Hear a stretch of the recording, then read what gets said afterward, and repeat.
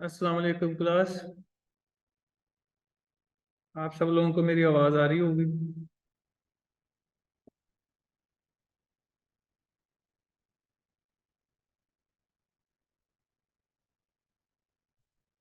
अच्छा जी। आज हमने book 2 subject pharmaceutics chapter number 6 उसका टॉपिक सर्फेक्टेंट्स उसको देखना है और समझना है। ठीक है। कल हमने एडिटिव्स और एक्सिपिएंट्स का लेक्चर लिया था। ठीक है जी। इस हवाले से अगर किसी का कोई क्वेश्चन है तो आप पूछ सकते हो। ठीक है। आज का हमारा जो टॉपिक है वो है सरफेक्टेंट्स। सरफेक्टेंट्स क्या होते हैं ये आज हमने देखा। तो आप में से कोई बच्चा मुझे बताएगा कि सरफेक्टेंट्स क्या होते हैं।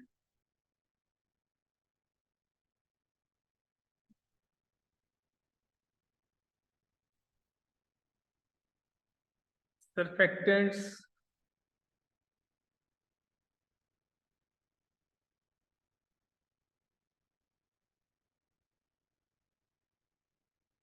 इट्स द आसिफ का बड़ा जबरदस्त जवाब आया। Compound that reduce surface tension, यही मैं सुनना चाह रहा था कि वो ऐसे केमिकल्स हैं ये जो सरफेस टेंशन, या दूसरे लफ्जों में हम ऐसे कह सकते हैं इंटरफेशियल टेंशन। अब ये क्या चीज है कि आपके सामने ये एक बीकर है।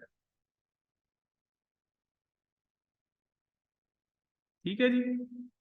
इस बीकर के अंदर अगर देखा जाए तो ये ब्लू कलर का सारा पानी है। ठीक है। ये सारा पोर्शन जिसमें मैं ब्लू कलर की लाइन लगा रहा हूँ ये अगर वाटर है, तो इस बीकर में अगर मैं ऑयल ऐड करूंगा तो ऑयल कभी भी पानी के साथ मिक्स नहीं होगा। ठीक है।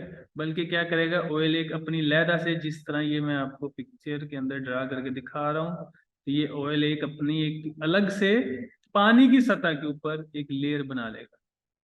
ठीक है। आप जितना मर्जी इस बीकर को स्टीरर कर लो, थोड़ी देर बाद ऑयल अलग हो जाएगा, पानी अलग हो जाएगा। ठीक है। अब ऐसी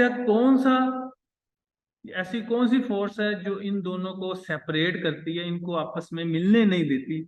उसको कहते हैं इंटरफेशियल टेंशन। अब ये इंटरफेशियल टेंशन क्या है? ये मैंने पहले एक ब्लैक कलर की लाइन ड्रा की हुई है। ये लाइन ने पानी और ऑयल को अलग किया हुआ है। ठीक है। तो इस लाइन को इंटरफेशियल टेंशन कहते हैं। इंटरफेशियल मतलब दो फेजेस के दरमियान जो टेंशन है उसको इंटरफेशियल टेंशन कहते हैं। ठीक है। अगर ये इंटरफेशियल टेंशन रिमूव हो जाए, ठीक है, अगर ये इंटरफेशियल टेंशन रिमूव हो जाए तो क्या होगा कि आपका जो ऑयल है वो मिसिबल हो जाएगा। ठीक है। तो दोबारा से अगर मैं ये डायग्राम ड्रा करूं तो आपको अब समझ आना चाहिए कि दरमियान वाली लाइन को अगर मूव कर दिया जाए तो होगा क्या कि आपके बीकर के अंदर जो पानी है उस पानी में ये ऑयल छोटे छोटे ग्लोब्यूल्स की शक्ल में पूरे पानी के अंदर मिसिबल हो जाएगा। ठीक है। जैसे कि ये मैंने ड्रा कर दिया। और ये इतने छोटे छोटे ग्लोब्यूल्स, अच्छा एक वर्ड मैं यहाँ पे बोल रहा हूँ ग्लोब्यूल्स, मैं ड्रॉप्स का जिक्र नहीं कर रहा। ड्रॉप्स फिर बड़े होते हैं। आप दूध लेने जाते हो, आपने देखा होगा कि दूध में पानी भी होता है और ऑयल भी होता है, लेकिन देखने में आपको ना पानी अलग से नजर आ रहा होता है ना ऑयल। उसकी वजह ये है कि ऑयल छोटे छोटे ग्लोब्यूल्स की शक्ल में पूरे पानी के अंदर डिस्ट्रीब्यूट हुआ होता है, जिससे हमें एक फेज ही नजर आ रही होती है, जिसमें हमें क्लियर नहीं नजर नहीं आता कि ऑयल भी है इसमें और पानी भी है। ठीक हो गया। तो अब ये जो दरमियान में हमने पढ़ा कि ये इंटरफेशियल टेंशन को रिमूव किया, तब जाकर ऑयल पानी के अंदर मिसिबल हुआ। अब क्वेश्चन ये बनता है कि ये इंटरफेशियल टेंशन को रिमूव कैसे किया जाए। तो इंटरफेशियल टेंशन को रिमूव करने के लिए आपके पास ये सर्फेक्टेंट्स हैं। सर्फेक्टेंट्स को दूसरे लफ्जों में सरफेस एक्टिव एजेंट्स भी कहते हैं। सरफेस एक्टिव एजेंट्स क्या करते हैं, इनका पहले मैं आपको स्ट्रक्चर समझा देता हूँ, फिर इनका फंक्शन, फिर इसको मैं रीड कर दूंगा। तो अगर स्ट्रक्चर की बात करें तो ये आपके सामने मैं ड्रा कर रहा हूँ कि ये एक स्ट्रक्चर, इसका ये हेड है गोल गल, ठीक है बिल्कुल, और ये इसकी टेल है। हेड को हम पोलर कह देते हैं, ठीक है, ये पोलर है, ठीक हो गया। और जबकि ये टेल जो सी है इसको हम नॉन पोलर कंसीडर कर लेंगे, ठीक है। यही स्ट्रक्चर आपकी बुक के अंदर एक्सप्लेन किया गया, ठीक है। अच्छा, ये यहाँ पे बस आप इसको नॉन को समझ लो, ये नॉन पोलर है। जब आप सरफेक्टेंट ऐसे लिक्विड के अंदर ऐड कर रहे हो जिसमें पानी है, ठीक है, और ऑयल बिल्कुल अलग अलग हुआ है, तो अब क्या होगा कि ये जो सरफेक्टेंट्स ये क्या करेंगे, ये अपने आप को जाकर, इंटरफेशियल टेंशन की मैं बात करूं कैसे रिड्यूस होगा, तो ये अपने आप को जाकर अरेंज कर लेंगे। कैसे अरेंज करेंगे, ये सामने आपके मैं ड्रा कर रहा हूँ कि जो पोलर हेड है वो पोलर फेज की तरफ, और जो नॉन पोलर हेड है वो नॉन पोलर फेज की तरफ। अब ऑयल वाटर जो सा होता है वो पोलर होता है, ठीक है, जबकि ऑयल नॉन पोलर। तो ये एक ब्रिज का काम करेंगे, ठीक है। तो ये इंटरफेशियल टेंशन की वो जो लाइन जिसने सेपरेट किया हुआ था ऑयल और वाटर को, वहां पे जाके ये सर्फेक्टेंट एक ब्रिज का काम करेंगे और उस इंटरफेशियल टेंशन को खत्म कर देंगे, जिससे क्या होगा कि ऑयल छोटे छोटे ग्लोब्यूल्स की शक्ल में पूरे पानी के अंदर फैल जाएगा और आपको देखने में लगेगा ही नहीं कि इस पानी में ऑयल भी शामिल है, ठीक है। तो ये एग्जाम्पल अगर आपको मैंने मिल्क की दी है, दूसरी एग्जाम्पल अगर आपने देखी हो तो लोशन आप इस्तेमाल करते हो, लोशन में वाटर भी होता है और ऑयल भी होता है, लेकिन देखने में आपको ऑयल और वाटर इकट्ठे मिले हुए ही नजर आते हैं, अलग अलग नजर नहीं आते। तो उसमें सर्फेक्टेंट्स डाले होते हैं। सर्फेक्टेंट्स को एमल्सिफाइंग एजेंट्स भी कहा जाता है, ठीक है। अब एमल्सिफाइंग एजेंट्स क्या होते हैं, ये जरा टर्म अपने जेहन में आपने रखनी है। फिफ्थ चैप्टर के अंदर आपने जब सरफेस टेंशन पढ़ा था तो वहां पे भी मैंने आपको इमल्सिफाइंग एजेंट्स के बारे में बताया था, ठीक है जी। तो यहाँ पे अब ये, अच्छा जी, अब यहाँ पे ये सरफेक्टेंट्स का पूरा आपको मैंने समझा दिया कि सरफेक्टेंट्स किस तरह होते हैं, इनकी शेप कैसी होती है और ये कैसे काम करते हैं। अब इनको देखते हुए मैं आप रीड करने लगा हूँ कि surfactants may be defined as the substance which when added to a liquid lower the interfacial tension between two phases thus make them miscible, ठीक है। तो वही बात जो मैंने आपको पहले समझा दी थी कि सर्फेक्टेंट्स सरफेस एक्टिव एजेंट्स क्या करते हैं कि ये इंटरफेशियल टेंशन को, जो दो लेयर्स को अलग-अलग किए हुए है ऑयल और वाटर को, उसको मिसिबल कर देता है। मिसिबल, यहाँ पे लफ्ज मिक्स का नहीं मैं कह रहा, मिसिबल। मिसिबल क्या होता है, जिसमें एक फेज जो दूसरी के अंदर नहीं बिल्कुल अपने आप को सेपरेट किया हुआ था, ठीक है, जिस तरह ऑयल और वाटर, तो उसको आपस में मिला देना मिसिबल, ठीक है। तो यहाँ पे ये मिसिबल का वर्ड यूज किया है। आगे, this phenomena is commonly used to make the two miscible liquid miscible with each other and to dissolve the drugs, ठीक है। तो जब ये मिसिबल इमिसिबल लेयर्स मिसिबल हो जाएंगी तो इसलिए फिर इसके बाद नेक्स्ट स्टेप ड्रग्स को डिसोल्व करना वो भी आसान हो जाएगा। फॉर एग्जांपल, आपकी एक ड्रग है जो ऑयल के अंदर डिसोल्व होती है, एक ड्रग है जो पानी में डिसोल्व होती है। तो जब आप सर्फेक्टेंट ऐड कर दोगे तो सर्फेक्टेंट ऐड करने से क्या होगा कि वो ड्रग जो ऑयल में ऐड हो रही है वो भी हल हो जाएगी और जो पानी में है वो भी हल हो जाएगी, ठीक है। अब आगे चलो, the molecule of surfactant consists of two parts, polar part and non-polar part. When such molecules are placed in two phases of different polarities, the polar part moves towards high polarity phase while non-polar part moves towards low polarity phase, ठीक है। तो ये जो मैंने आपको structure बताया exact यही structure को एक्सप्लेन किया गया है। ये पोलर पार्ट है और नॉन पोलर पार्ट है। जब आप सर्फेक्टेंट को ऐसी फेज में ऐड करते हो जिसमें से एक ऑयल है एक वाटर है, तो वाटर पोलर है तो पोलर हेड पोलर की तरफ मूव कर लेगा, और नॉन पोलर साइड पे यानी कि ऑयल की तरफ।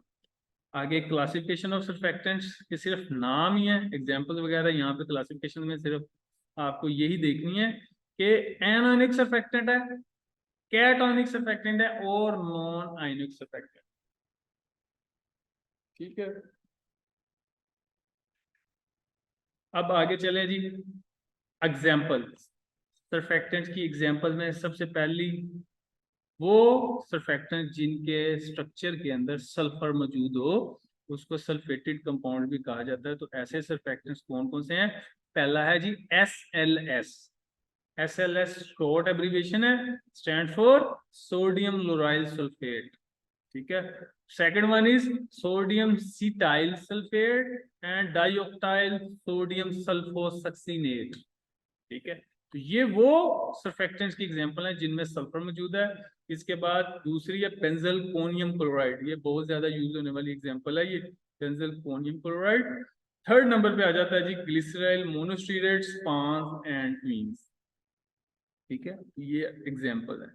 आपने सिर्फ और सिर्फ इसमें कोई सी तीन एग्जांपल कर लो, एक SLS कर लो, बेंजलकोनियम क्लोराइड कर लो, स्पांस एंड ट्वीन्स कर लो लिखने के लिए। बाकी MCQs के अंदर आपसे पूछा जा सकता है कि बेंजलकोनियम क्लोराइड इज डैश सर्फेक्टेंट है, इमल्जन है, सस्पेंशन है, या कुछ भी एडिटिव्स है, डिसइंटीग्रेंट्स है, कुछ भी आपसे पूछा जाता है जो कल आपने पढ़े हैं ना। ठीक है, एडिटिव एक्सिपिएंट्स, तो वो आपसे कुछ भी पूछ सकते हैं। तो ये आपका टॉपिक सर्फेक्टेंट्स का हो गया खत्म। ठीक है जी, अब नेक्स्ट अगला टॉपिक अगर देखें तो वो है जी सस्पेंडिंग एजेंट्स और हाइड्रोक्लोराइड्स। हाइड्रोक्लोराइड्स कौन से हैं, ये इनका क्या काम होता है, सस्पेंडिंग एजेंट्स भी इनको कहा जाता है। तो इन नाम को अगर आप फोकस करो तो आपको समझ आ जाएगी सस्पेंडिंग एजेंट्स क्या होते हैं। सिर्फ डेफिनेशन, ठीक है, और एग्जांपल्स काफी है। पोलर और नॉन पोलर डिस्क्रिप्शन अगर लिखनी है तो ये जो स्ट्रक्चर मैंने आपको बताया ये ही बना दोगे तो बहुत कोई मुश्किल नहीं है, आप सिंपली अपनी वर्डिंग में भी इसको डिफाइन कर सकते हो। ठीक है, सर्फेक्टेंट का अगर 5 नंबर का क्वेश्चन आ जाता है कि right a note on surfactant, तो तब तो आप फिर डेफिनेशन और एग्जांपल नहीं लिख सकते ना, तब तो आपको थोड़ी बहुत एक्सप्लेनेशन देनी पड़ेगी। ठीक है, तो इस सेंस में मैंने आपको ये करवाया।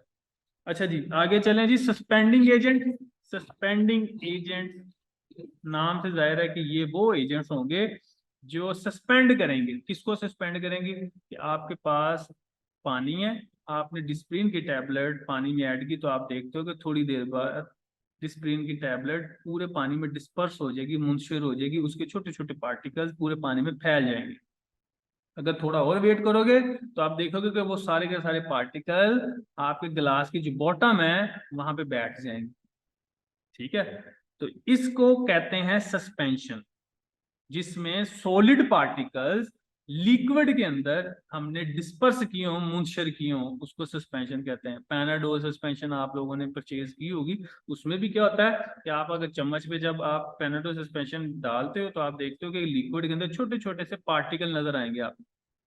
ठीक है, तो एक अच्छी सस्पेंशन क्या होती है? जिसमें पार्टिकल आहिस्ता आहिस्ता नीचे बैठे। ठीक है, तो पार्टिकल आहिस्ता आहिस्ता नीचे बैठे, इस मकसद के लिए आपको सस्पेंडिंग एजेंट का इस्तेमाल करना पड़ता है। ठीक है, तो सस्पेंडिंग एजेंट पार्टिकल को आहिस्ता से नीचे बैठने देते हैं, जिससे क्या होता है कि आप चम्मच के अंदर अगर सस्पेंशन डाल रहे हो तो वो मेडिसिन की एक एग्जैक्ट क्वांटिटी आ जाती है। वरना क्या होगा कि पार्टिकल सारे जल्दी से नीचे बैठ जाया करेंगे और आप ऊपर से सिर्फ पेशेंट को पानी पिलाई जा रहे हो या मीठा पानी पिला रहे हो। ठीक है, तो सस्पेंडिंग एजेंट्स का मैंने आपको काम बता दिया। तो सस्पेंडिंग एजेंट्स की डेफिनेशन में क्या आएगा? These are high molecular weight solid because which when added to water produce high viscous solution. ठीक है, सस्पेंशन और जेल, तो ये वो मटेरियल्स हैं जो किसी लिक्विड में ऐड करो अगर आप, तो उसको सिंपली कह लो गाढ़ा कर देते हैं। ठीक है, पानी के अंदर पार्टिकल जल्दी से नीचे बैठते हैं, अगर पानी की जगह आप शहद लोगे तो शहद के अंदर आहिस्ता आहिस्ता नीचे बैठेंगे, बल्कि बहुत ही ज्यादा लेट टाइम लेंगे बैठने के लिए। इसको क्योंकि शहद गाढ़ा है, ठीक है। तो viscosity increasing agent use to reduce sedimentation rate of particle in the vehicle, ठीक है। तो सेडिमेंटेशन रेट वो टाइम जिसमें पार्टिकल नीचे बैठते हैं ये कम हो जाता है, ठीक है। यानी कि पार्टिकल्स अगर नीचे बैठ रहे हैं, ठीक है, तेजी के साथ नीचे बैठ रहे हैं, तो उनके तेजी के साथ नीचे बैठने वाले टाइम जो सा है उसको बढ़ा देंगे, वो जल्दी से नीचे नहीं बैठे। They are also known as gums and consist of polysaccharide and protein। तो इसकी एग्जाम्पल की अगर बात करेंगे तो ये गम्स होती हैं। गम्स क्या होती हैं? जो प्लांट वगैरह से आ निकलते हैं, जैसे मैंने आपको पहले भी एग्जाम्पल में बताई हुई है, अकेशिया जो कीकर के दरख्त से गम निकलती है, ठीक है। ट्रैगागंथ जो गूंद के तीरा, ठीक है, यूज करते हैं। तो वो दोनों, ये दोनों क्या करती हैं? आपके लिक्विड को गाढ़ा कर देती है। इसके अलावा पॉलीसेक्राइड्स, पॉलीसेक्राइड में स्टार्च आ जाती है, और प्रोटीन, प्रोटीन में आपको जैसे ये दूध वगैरह, ये भी आपके पानी को गाढ़ा कर देते हैं। क्लासिफिकेशन की बात करेंगे तो सस्पेंडिंग एजेंट्स 3 टाइप की क्लासिफिकेशन के अंदर डिवाइड करते हैं हम। पहला नेचुरल, दूसरा सेमी सिंथेटिक, तीसरा सिंथेटिक। नेचुरल के अंदर क्या है जी? कुदरती तौर पर पाए जाने वाले सस्पेंडिंग एजेंट है अकेशिया ट्रैगाकंथ, जो मैंने पहले आपको बताया। एगर है, एगर एक पाउडर है जो समुद्री सतह के ऊपर पाया जाता है, ठीक है। तो उस समुद्री की सतह के ऊपर प्लांट्स होते हैं, जिन प्लांट से ये एगर निकलता है। इसको अगर आप पानी में डालोगे पानी गाढ़ा हो जाता है। चौथे नंबर पे जेलेटिन है, जेलेटिन जो जेली वगैरह आप खाते हो ना। और पांचवें पे कैसीन, कैसीन ये प्रोटीन का नाम है जो दूध से निकलती है। फिर सिलिका, कोलाइडल एनिमिना, ये मिट्टी है जो खास किस्म की, जिसको हम गाढ़ा सोल्यूशन गाढ़ा करने के लिए इस्तेमाल करते हैं, बेंटोनाइट एंड वैगन, ठीक है। तो ये मिनरल्स हैं जो कुदरती तौर पर पाए जाते हैं। सेमी सिंथेटिक जिसमें हाफ नेचुरल है और हाफ हमने खुद लैब के अंदर मॉडिफिकेशन की हो, उसको सेमी सिंथेटिक कहते हैं। एग्जांपल क्या है जी? Methyl cellulose. अब सेलुलोज कुदरती तौर पर पाया जाता है, उसके साथ मिथाइल ग्रुप लगा दिया हमने। सोडियम कार्बोक्सी मिथाइल सेलुलोज, अब सेलुलोज नेचुरल है, उसके साथ सोडियम कार्बोक्सी मिथाइल लगा दिया हमने।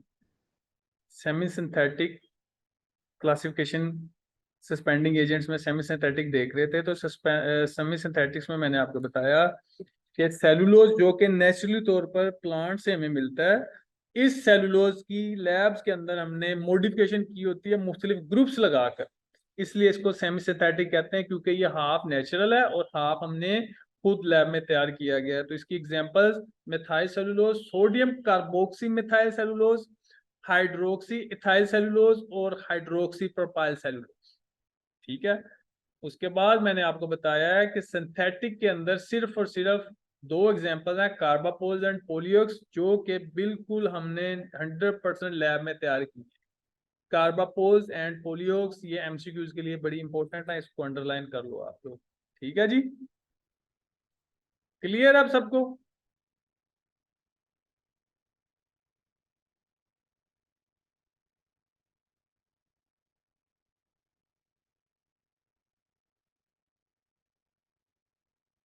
ओके हो गया। तो ये आज का फिर फार्मास्यूटिक्स के 2 टॉपिक्स, इतना ही काफी है। इंशाल्लाह फिर बाकी स्टेबलाइजर्स हम कल देखेंगे।